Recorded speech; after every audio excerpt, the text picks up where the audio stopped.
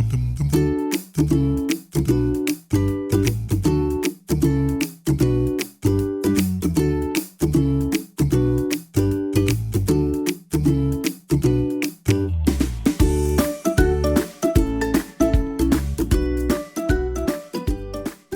Stroley. Yes. Thanks for joining me. I'm happy to be here. Thanks for having us. Absolutely. So you're the playwright. I am the playwright, yes. Fantastic. And this is a new play. World premiere, yeah. That's fantastic. First production, yeah. I love it. Comedy. Yeah. Well, comedy, primarily a comedy. I say it's got a lot of poignant moments in it, but it's very much a comedy. Comedy, but there's some tragedy. Yeah, I don't know. Yeah, I guess. Some sad underlying sadness of some death. Yeah. Only it's interesting though. It's only really sort of the kickoff to the tale. Like it happens, the unfortunate incident, if you will, happens before the play starts. It's sort of the beginning of it, but it does certainly flavors the story. Right. Yeah. Yes. The family is dealing with the aftermath of the loss. Yes. Exactly. Susan Angelo, hello. Hi. Nice to meet you. Thanks for having me. Very excited. Absolutely. So you are the director. That's correct. Of this show. Yes. Thank you so much for sitting down with me. I know you're very busy. We're getting ready to go up and start rehearsal today. Yes. It's very exciting. So exciting. Yeah. I'm curious, why this show? Like, how do you choose shows and why this one? Okay, well, several things. A couple years ago, I got to do another Paul Stroley play, a jukebox for the Algonquin, which was here at the Purple Rose. It was my first time here. I grew up in Ohio, so not far away, but I haven't been back to this area, and I just getting off the plane, driving here from Detroit, I felt like I was home. Oh, and I love then that. to be at this theater where it's such a collaborative spirit, it was a great experience, and I became friends with the cast, and we're still in touch. And Paul I had known in Los Angeles. We had done a play together. We had acted together.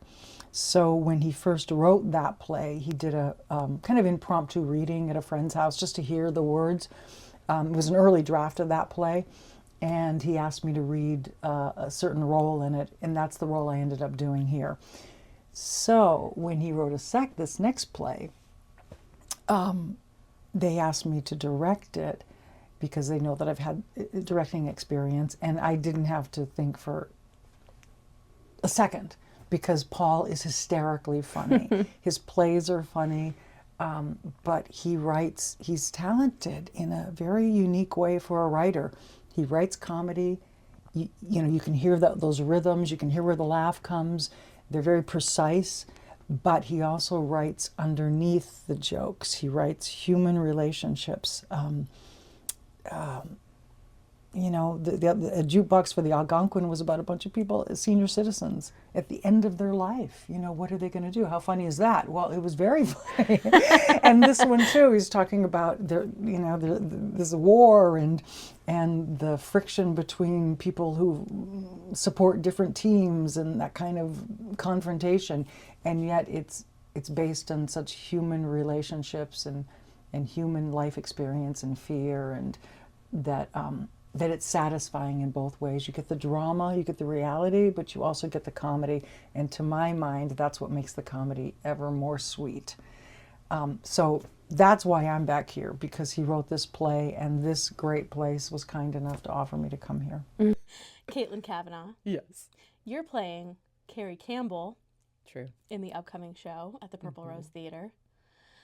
Tell me a little bit about your character and the show in general. So the show in general is that basically it's a family, and the father has just passed in a funny way. It's a comedy. I swear it's a comedy. So he just passed from a paper mache horse fire, like you do. And so this play is basically about how the family moves on from that, how the family grows from that, and finding where they stand with each other now that he is gone. Hello, Terry. Hello, Christine. Your full name is Terry Clark Linden. Yes. And you are playing the mother, Izzy. Yes. Is that right? Yep. Izzy just lost her husband in kind of a funny but tragic accident. Tell me, what is Izzy going through? What's going on with her? Yeah, and that's like 90 minutes of a show. Well, I think it's number one, like the title of the show, My Mother in the Michigan-Ohio War reflects. I think number one, Izzy is a mother. And so kind of the broader picture is how do we go on without this fourth member of the family? Because now we're a three. And in that, with that void, it's kind of like now we're not relating as, like this or in teams. The teams have changed.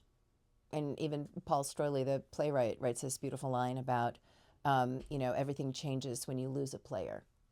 And then he refers to, and the kids when they were little, and the four of them playing a game together, and that's when the teams formed. And so now it's just kind of how does my character adjust to what life is now going to, because it was a sudden loss, and Freddie, it was one of those, wow, they're too young, and so how does she adjust going forward, but also as a mother, making sure, overall her kids are okay. Yeah. And then how do they're kind of rediscovering these new teams. They're kind of rediscovering how to communicate, how to talk with one another. Des Walker, hi. Hi, how are you? How's it going? It's going great. Good. So you played Josh in the show. Yes. That's the brother who went to Ohio State. How dare you? Listen, it's been a struggle. I bet. It's been a stretch. It's stretching me to the very depths of my acting ability. Are you a fan? I'm a huge Michigan fan. Michigan fan. Yeah. Oh, that's like you have to be a real actor. Oh yeah. To play this role. I go to probably like 4 games a year. I go to the spring game. I used to follow the recruiting. I don't do that anymore. Tell me a little bit about Josh as a character. Have you delved into like why he chose to go to Ohio State as opposed to U of M? Because it sounds like the family is a Michigan family. Yeah. And he, for some reason, decided to break ranks and go to Ohio State. Do you know his backstory and why he chose Ohio State? So I've given him a little bit of a backstory. I don't think it wasn't a choice for him. It was like, I don't think he got offered by Michigan. Oh. Yeah, I think, and so Michigan always has a room full of like good running backs, and I feel like in Ohio State's big thing is they want to go in and take someone out of Michigan's backyard, and so I feel like he the probably had the most to gain from going to Ohio State. He probably would have had to like prefer walk on at Michigan or something, but he got a full ride to Ohio State. Like you can't really beat a full ride, Was writing always the dream? What did you want to do? I'm an actor who's written some plays. I've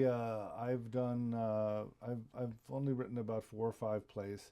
I do really love it. It's sort of a great sort of later in life reconfigure thing for the career, as there's not as many roles for people as they get older. One of the reasons I wrote Jukebox was to sort of, that's in a senior center, so that was to create roles for older people. But I love that. That's fantastic. That was the whole good on you. Driving idea behind that. But it was this place that really reawoke the whole writer in me, because I had worked here as an actor, working on world premieres, about 5 shows. 4 shows that were world premieres, if I remember. No, 5 now with Grinch Rudolph, which was the last one I did here. Yes, I saw that show. You were recognize me without the green you hair? were the Grinch. I was the Grinch. Yes. I was the Grinch. Yes. Yeah. Great job. Hard to tell without the green hair. very funny. It was funny. Yes. And it was a blast to do. So, but being in the world premieres and seeing how the Purple Rose creates a new play, I was like, I want to write something and give it to them first, and because I know what care it will get. So that was really what sort of reawoke it in me, and then. Of course, we all had a lot of extra time when COVID was happening, so that was one of the things we did. So that was really this place is very much responsible for kind of getting the rusty playwright in me going again, So you're an actor as well as a director. Yeah. That's fantastic. So do you spend most of your time acting or most of your time directing, or kind of 50-50? I wouldn't say quite 50-50. I think I act more than I direct, but I tried to balance it. I don't know if I counted up, maybe it would be a balance, but I certainly started acting. And there was a period where I was working with young people and creating education programs with Shakespeare. And I needed these kids to act the plays. And so suddenly I found myself like, who has that skill set to work quickly with kids and excite them to Shakespeare and get it in their bodies and on their feet. So I found that I hired myself and began kind of discovering with the kids this sort of system that worked. And then I was able to bring a lot of other actors on. So by the time I started directing adults, I had a lot of directing experience already with young people, and they were the best teachers. Because right away they look at you, it's like, nope. Or they get excited and they go, well, what about this? Let us show you. So you really learn, this really is a collaborative experience. And as the director, sometimes I feel like I'm just the air traffic controller. It's like, okay, go there. They're taking care of it. Sometimes it's to stimulate ideas or to maybe do a deeper dive into the text.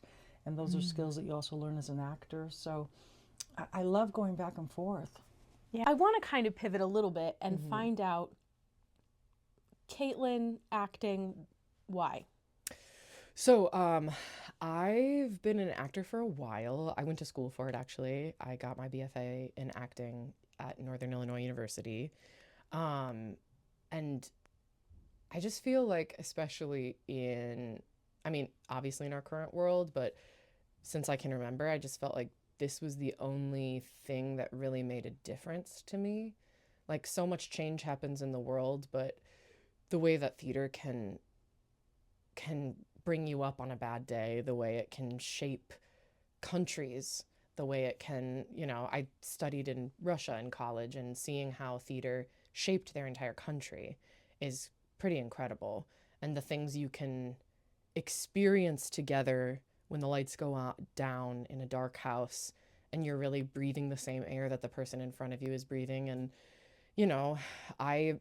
I'm reading this play, doing this play on stage, and just thinking about, like, I have a mother, and I have, we sometimes struggle to find where we fit with each other. And, we all have issues with our parents, mothers, fathers, all the things, but knowing, like, seeing the reflections of, like, who's really there for you as a parent and maybe who isn't as much. And, like, being able to see that on a stage and think about your own life a little bit while you're laughing along and you're having a good time, but things kind of hit your heart in a way that I don't think we're capable of just discussing logically anymore. Whereas maybe experiencing something together, people can come together and kind of unite in a way that is hard to come by these days. That's a very deep answer. I Thank love you. it. I hope it made sense. It did. It does to me. It does Okay, make good. sense to I'm me. glad. It sounds like you've been acting for a very long time. When I was a kid, I wanted to be an actress. Was that always the goal? When I was 14, I was in my very first play, and an actor, one of the kids I was in the play with, forgot to come in. And I was sitting on stage with Janice Zielinski, and it's that dead air. And I just started talking. Just blah, blah, blah, blah, blah. So now we don't know we're improvising. We're improvising. And the audience is laughing. And I clocked that. And I was like, yep. And I remember distinctly, how they say you remember, like everything else goes away, but you remember these key, it's like it's crystal clear when I had my son. It's crystal, this clocked it. I remember distinctly walking into the parking lot with my parents afterwards and saying, this is what I want to do. I want to be an actress.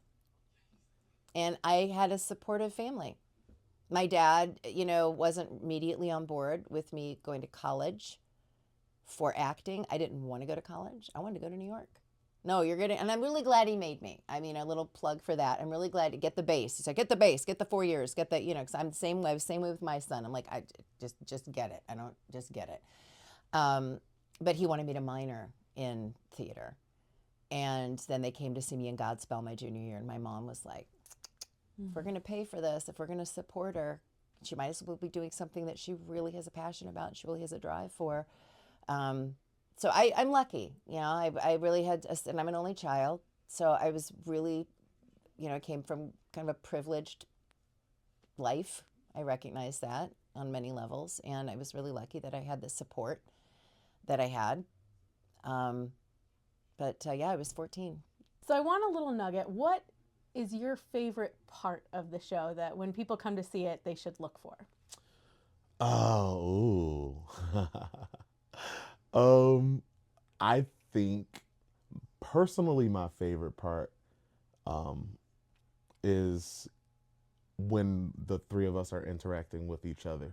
It happens a couple times on the show, but those moments are real magic. But I think that everyone that sees the show, I think their favorite part will probably be the end of the show. Not saying that they're ready for the show to end. It's just, it puts a nice little cap on everything. Okay. Yeah. It like wraps it up really nicely. Yeah. Okay. Wraps it up. That's a good way to say it. Oh, all right. Yeah. Okay. I like it. And now I'm very curious. Yeah. I want to now. That's you did a very good job of making me want to come see the show. You gotta come see it to know what I was talking about. I like it. You're a very good salesman. Little intrigue and some mysteriousness. Yeah. As much as it was probably hard for him growing up where he grew up. Yeah. Yeah. I mean, full right. You can't say no to that. You can't say no to that's that. In this economy? Right. No, I mean, right? Yeah. Let's talk about that. So Josh comes home. Mm-hmm. His dad tragically has passed away. Yeah. And his sister and his mom is really pushing for this reenactment to honor his father. There's some tension, but it sounds like mom and Josh have a good relationship and something's like it's clicking there, but maybe Carrie and her mom have some tension. Because they're too much alike. Ah. They're it's you know how it is with like daddy's little girl and mama's boy, and I believe that Izzy was just smitten with Josh. So as soon as she saw him, as soon as she saw the little the little baby, she was just smitten with him, and I think that continued on up until now. Even you can see it in the show. You can see it that it's clearly favoritism. It's clearly favoritism. Yeah. And even though parents are not supposed to have favorites. They're not supposed to have favorites, but you can sense it. And when you have siblings, you can sense it. Someone's getting in trouble more than the other, and you can feel that. Okay, so Josh is the favorite child. In my opinion, I think that I believe that Carrie was our dad's favorite. Oh, yeah. This makes sense. That's why she went to Michigan. Yep. She was trained on all his Michigan facts and lore of the state of Michigan. So, I believe that she was his little mini-me. Okay. Yeah. All right, we're gonna go from you both know the history. Whenever you're ready. You see, you both know the history. All those quiet Saturday afternoons playing border wars with your dad. It was heartwarming. Crisp autumns in Michigan. The kids were so cute, so wide-eyed, so curious. It was right out of Norman Rockwell.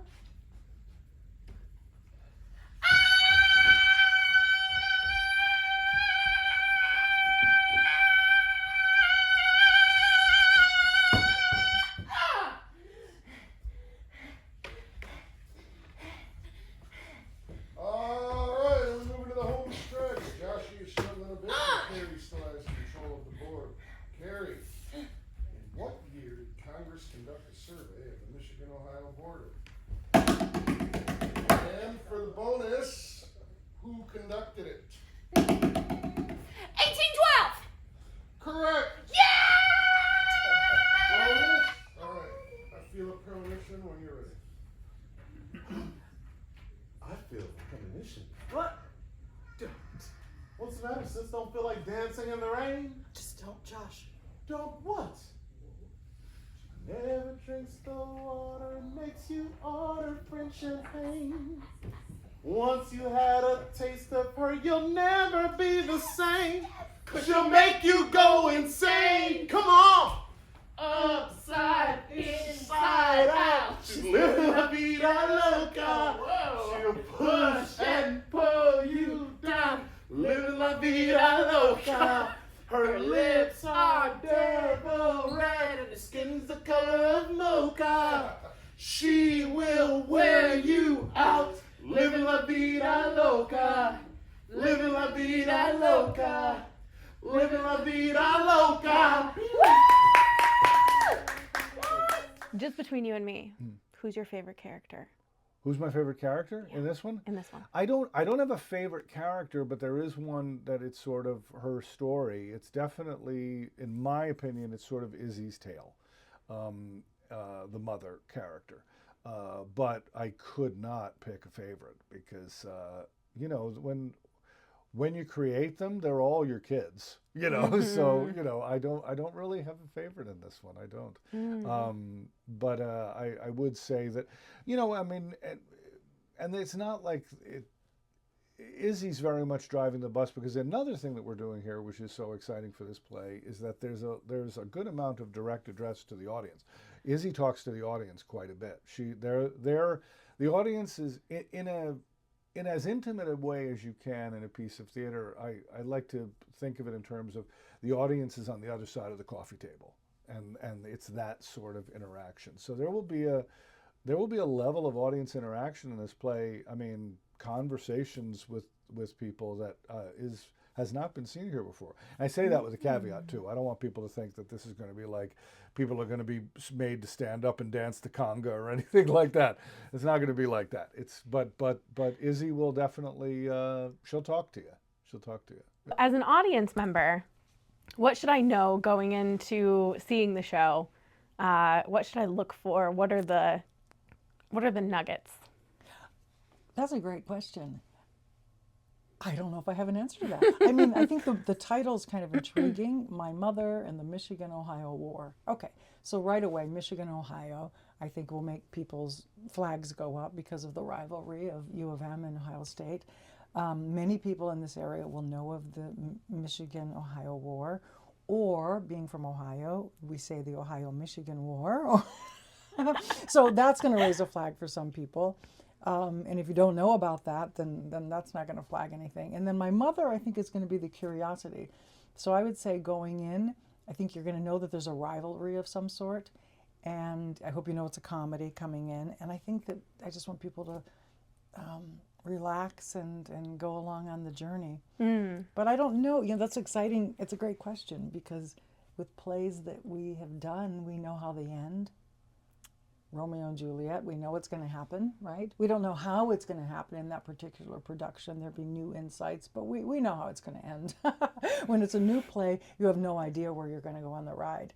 So I think the audience is just, and I see that here, they're just, they're very devoted to this theater, it seems. They're very willing to go on this new ride. What do you feel you, Caitlin, as a person have in common with your character, Carrie?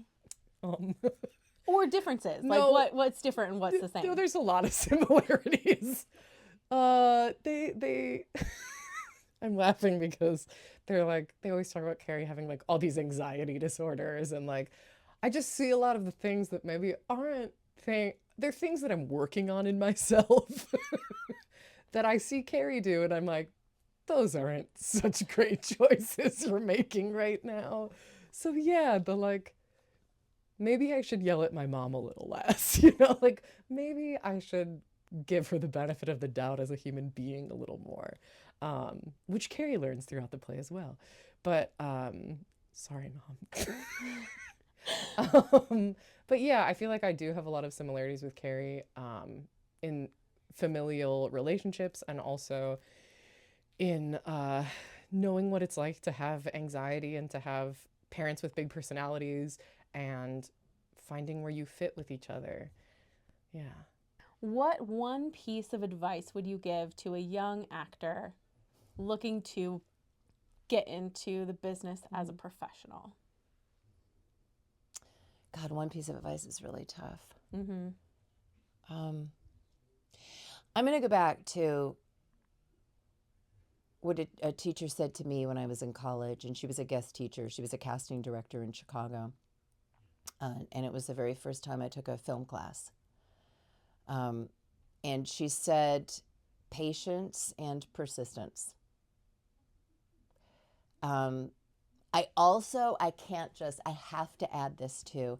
My dad once told me, Terry, it's like you went to college to major in the art of professional rejection.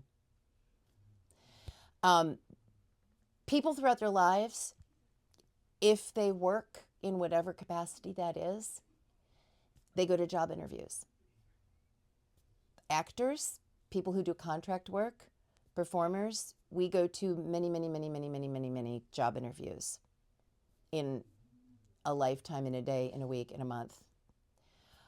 So there will be many no's. But every single no is an opportunity that you have gotten to experience to get that 50-50 yes or no. So really what you're looking for, I tell people all the time, I spend my life trying to get seen or trying to get heard, if it's an audio job, trying to get the opportunities and trying to maintain and open doors to and build relationships with people who see me and believe and support me, because this is what I'm selling pretty much, and will give me those opportunities and building and keeping those relationships. People call it networking. I don't call it networking. You don't need to be on everybody's radar. You need a few people who consistently recognize that they can, hey, I have an opportunity for you. Do you want this audition? Do you want this job interview? So it's that, rather than looking at it like, oh, I don't have the right this, I'm not the right this, I don't have this, I don't have, and it's just, I can't take it anymore. It's no. It's like, no, your job is to get the opportunity and get people in your world to give you the opportunities. And patience and persistence. You will land jobs. Mm-hmm. You will. It's great advice. What made you want to be an actor? So it's actually a funny story. I was working in a video store with a buddy of mine when I was like 20 years old. Like a rental video store? Yeah, rental video. Okay, that's how long ago. For the Gen Zers, what is that? Back in the day, there were buildings that you could go to and rent VHS tapes. Now, what VHS tapes, they're different than DVDs or streaming. They were actually like blocks with reels inside, and Google it. Is great. But video stores were the best thing. It was just great. But I worked at one, and a buddy of mine was going to a casting call, and he wanted me to go with him, kept begging me, and I kept saying no. So finally I went with him. I wasn't thinking about it much, but they were like, having me sign up, and I was like, I'm not gonna do it, but they're like, you might as well. So long story short, I just messed around with the audition, but I ended up making it. Out of like 1,400 people, they cut us down to like 41 people. Wow. And then I went home to tell my then girlfriend that we were living together. And she told me, you're not going to leave me to go become some struggling actor. And so I was like, okay, I'm not. And years later, I saw like a ad in like the Real Detroit or Metro Times for theater. So I mass emailed all the theaters. This might have even been on that email too. Mass emailed all the theaters basically saying that I don't have any experience, but I would love a tryout. And I went and auditioned, and first one I bombed completely. And then I went back, and from then on, I've just been doing it since 2005. Wow. Yeah. So before, I was talking to Terry, and she was saying that her best advice for actors coming up is to be patient and persistent. And it sounds like that's something that you did. Yeah. You know, you just keep going. Oh, that first one, I bombed. Like, I stood on stage and I was reading the paper. I got it in my head and I was just shaking and I couldn't get the words out. And it was a complete mess. Then I went back and to the same theater, went back for that next show, and and got in, and I got bit by the bug bad. And I've been doing it ever since. Amazing. Found something I love. Yeah. Amazing. I love it. Yeah. Well, thank you so much Yay! for sitting down with me. I'm thrilled to see the show, and if people watching aren't able to see this show, hopefully this inspires them to get tickets to the next show. Yeah, exactly. Or they could. There's actually, I can't talk about it yet because there's no contract signed, but there are currently 2 theaters that will be doing this production after the world premiere. So Okay. it's already, the wheels are already turning. All right, So, fantastic. So more to come. yes, more to come. Awesome. Thank you so much Thank for your you so time. much, Really Christine. This was appreciate it. lovely. I appreciate it. Well, thank you so much for sitting down with me. I Thank really you. appreciate it. This is fun. Yeah, good. Good. I'm glad. Thank you so much, Terry. Thank you, I Christine. appreciate it. Fellow redhead. I really appreciate you sitting down with me. Thank you. It was fun. Give me your 3-word answer of why someone should come see this show. 3 to 5. 3 to 5 word answer. Okay. It's funny and touching. Bingo. Love it. Thanks so much. Thank you.